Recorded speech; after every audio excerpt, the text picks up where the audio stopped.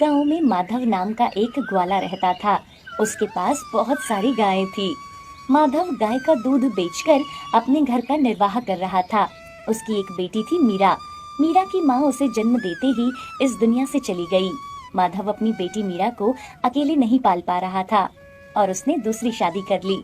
कुछ समय तक तो गायत्री मीरा का बहुत ध्यान रखती थी, लेकिन समय के साथ सब कुछ बदल गया। माधव गायों के कामों में बहुत व्यस्त रहता था। गायों का दूध निकालना और फिर उसे लोगों के घरों में देना। सुबह से शाम वो बाहर ही रहता था। इधर गायत्री मीरा से खूब काम करवाती थी। एक दिन, अरे कब तक सोती रहेगी तू? चल उठ, तेरे पिताजी ने गाय का दूध निकाल लिया है और वो दूध बेचने चले गए हैं। अरे जा, अब गाय को चारा डाल दे और हाँ, गोबर भी उठा देना। मीरा बिना कुछ बोले उठती है और गाय का काम करना शुरू कर देती है। मीरा काम खत्म करके रसोई में आती है। ये मैंने माखन बनाया है, माया बहन के घर देकर आ, और वो पैसे देंगी ना तो ध्यान से लेकर आना, कहीं गिरा मत देना। ठीक है माँ।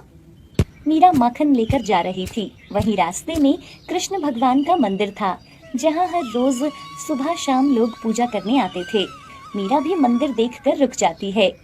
पहले कृष्ण भगवान और राधा रानी के दर्शन कर लेती हूँ, फिर माया चाची के घर चली जाती हूँ। मीरा मंदिर के अंदर जाती है। वहाँ पंडित लोगों को भगवान श्री कृष्ण की बाल्य अवस्था के बारे में कथा सुना रहे थे। बाल कृष्ण को माखन बहुत प्रिय था। माँ यशोदा उनके लिए रोज माखन बनाकर रखती, फिर कृष्ण अन्य गोपी के यहाँ जाकर माखन चुराकर खाते थे। अब भी कृष्ण भगवान को माखन का भोग लगाया जाता है।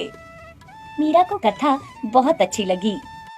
पंडित जी, यहाँ भी क्या सब लोग कृष्ण जी को माखन का भोग लगाते हैं? नहीं बेटा, यहाँ लोग माखन का भोग नहीं लगा पाते। वैसे भी यहाँ दुकान पर ताजा माखन नहीं मिलता। मीरा के पास जो माखन था वो माखन पंडित जी को देती है। ये माखन बिल्कुल ताजा है, मेरी माँ ने निकाला है, आप इससे भगवान को भोग लगा दीजिए। पंडित जी उस माखन से श्री कृष्ण को भोग लगा देते हैं। मीरा बाकी बचा हुआ माखन लेकर अपनी चाची के घर जाती है। चाची ये लो, माँ ने माखन भेजा है। अरे मेरी मीरा, आ गई तू, ये ले पैसे, घर जाकर दे देना। हाँ हाँ चाची, मैं दे दूंगी। अरे मीरा, अपनी माँ को बोलना कल मेरे लिए भी 1 किलो माखन रख ले, मैं लेने आ जाऊंगी। अरे आप क्यों आओगी, मैं खुद ही आ जाऊंगी आपको देने। मीरा घर जाकर अपनी माँ को पैसे देती है और बताती है कि कांता चाची ने भी 1 किलो माखन मांगा है। अरे वाह, अगर ऐसे हर रोज माखन बेचेंगे ना तो खूब सारे पैसे हो जाएंगे। ठीक है, मैं कल तुम्हें उनके लिए भी माखन दे दूंगी, और हाँ, कल ना मैं ज्यादा माखन भेजूंगी तो गाँव में बेचाना। अब मीरा रोज माखन बेचने जाती थी और मंदिर में श्री कृष्ण जी को भोग लगाती और कुछ माखन प्रसाद के रूप में लोगों को भी दे देती। क्यों रे मीरा, अब तो पैसे कम लाती है, मैं तो तुम्हें ज्यादा माखन देती हूँ। कल से ना मैं खुद माखन बेचने जाया करूंगी, तो गाय का ध्यान रखा कर, तो जरूर रास्ते में माखन खा लेती होगी। नहीं माँ, मैं नहीं खाती, कल से मैं जाऊंगी। अब गायत्री खुद माखन बेचने जाती। ऐसे ही उसे कुछ दिन हो गए थे। एक दिन गायत्री माखन के पैसे गिन रही थी, तभी वहाँ एक छोटा सा सुंदर सा लड़का आता है, जिसके बालों में मोर पंख था। सुनो, इस घर में एक लड़की रहती है जो मुझे खाने को माखन देती है, वो कहाँ है? कुछ दिनों से वो मेरे पास नहीं आ रही। अच्छा जी, तो तुम हो वो पाखंडी जो हर रोज उसके माखन को खा जाते थे। आज मैं तुझे नहीं छोड़ूंगी, और इस मीरा की बच्ची को तो आने दो, इसे तो मैं बताती हूँ। गायत्री जैसे ही उस लड़के को पकड़ने के लिए उठती है तो वो वहाँ से चला जाता है। अरे कहाँ गया? भाग गया? इस मीरा को आने दो पहले, 2 थप्पड़ लगाऊंगी ना तो सब कुछ बता देगी। कुछ देर बाद मीरा गाय के लिए चारा लेकर घर आती है। इधर आ, तेरी इतनी हिम्मत कि तू बिना पूछे बच्चों को माखन खिलाती है, और वो लड़का कौन है जिसे तुम माखन देती हो?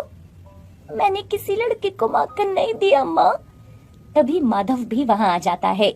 अरे क्यों बच्ची के पीछे पड़ी हो, चलो छोड़ो उसको। समझा लो इसे, लोगों के बच्चों को माखन बांटती फिरती है तुम्हारी ये लाडली। बेटा तुम बाहर जाओ, बच्चों के साथ खेल लो। अगले दिन माधव के घर की सारी गाय दूध देना बंद कर देती है। अरे पता नहीं क्या हो गया, सारी गाय दूध नहीं दे रही, ऐसा तो पहले कभी भी नहीं हुआ है। अरे अगर दूध नहीं होगा तो हम खाएंगे क्या? दूध के बिना हमारा घर कैसे चलेगा जी? तुम चिंता मत करो, मैं पंडित जी से बात करता हूँ, लगता है हमारे घर को नजर लग गई है। अगले दिन माधव और गायत्री पंडित जी के पास मंदिर में जाते हैं। पंडित जी, हमारी सारी गायों ने अचानक से दूध देना बंद कर दिया है। पंडित जी, आप कुछ करो ना, पता नहीं किसकी नजर लग गई है। अच्छा, मैं अभी सोच रहा था आपकी बेटी मीरा कुछ दिनों से माखन लेकर क्यों नहीं आई। आप जो काम करते हो, श्री कृष्ण के लिए माखन भेजते हो, मीरा बड़े प्यार से भगवान को भोग लगाती है। माफ करना पंडित जी, लेकिन हमने तो मीरा को माखन देकर कभी मंदिर नहीं भेजा। गायत्री को सब समझ आ जाता है। इसका मतलब उस दिन खुद कृष्ण भगवान हमारे घर आए थे। गायत्री कृष्ण भगवान की महिमा के आगे अपना सर झुकाती है और उनसे माफी मांगती है। भगवान खुद मेरे घर आए, लेकिन मैंने उन्हें पहचाना तक नहीं। गायत्री माधव को सब बताती है। हे कृष्ण भगवान, हमें माफ कर दो, हमसे गलती हो गई है। अब से हम सब मिलकर आपको भोग लगाने आया करेंगे। पंडित जी, ये सब मेरी गलती है, इसलिए ये सब हो रहा है। अब मुझे इस सब को ठीक करना होगा। गायत्री घर जाकर मीरा से माफी मांगती है। बेटी, मुझे माफ कर दे। तुमने मुझे पहले क्यों नहीं बताया कि तुम श्री कृष्ण भगवान जी को भोग लगाती थी, इसलिए माखन कम हो जाता था। माँ, मुझे लगा आप गुस्सा करोगी, इसलिए मैंने नहीं बताया। बताती भी तो कैसे, मैं हर समय तो तुझ पर चिल्लाती रहती थी। हे भगवान, मुझे माफ कर दे, मुझसे बहुत बड़ी गलती हो गई। अगले दिन माधव की सारी गायें फिर से दूध देने लगती हैं। अब तो वो अपनी बेटी मीरा और पत्नी गायत्री के साथ मंदिर जाता और कृष्ण भगवान को माखन का भोग लगाते और सब लोगों को भी वो माखन का प्रसाद देते थे।